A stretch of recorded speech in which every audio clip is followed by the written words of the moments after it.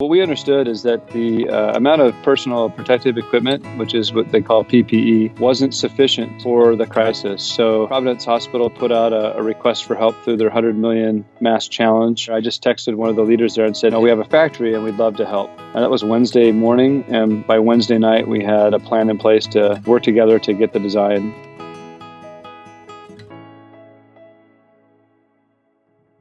I hope this is a chance for business people to consider their calling. I've been given the privilege of leading a small company and been given the privilege of helping create jobs.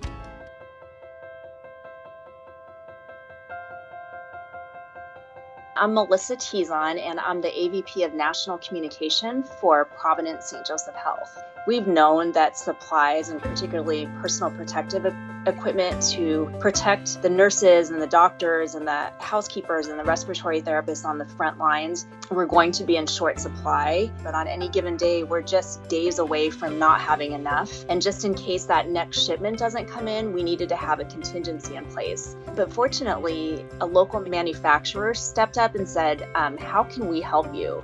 Well, in a normal day here, we have a bunch of people sewing and cutting and building frames for sofas. And so they're either making that kind of furniture for homes, they're making commercial furniture for either healthcare or for stores like Nordstrom when they open a store.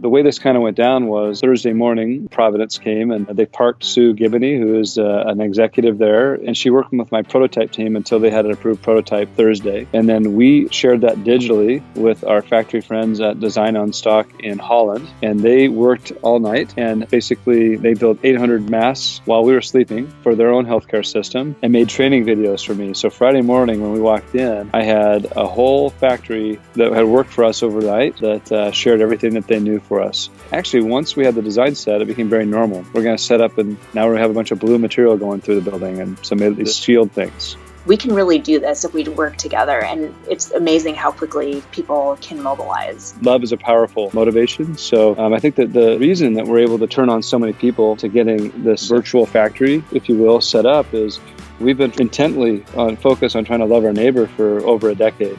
And I'm basically crying 3 or 4 times a day with all the help we get.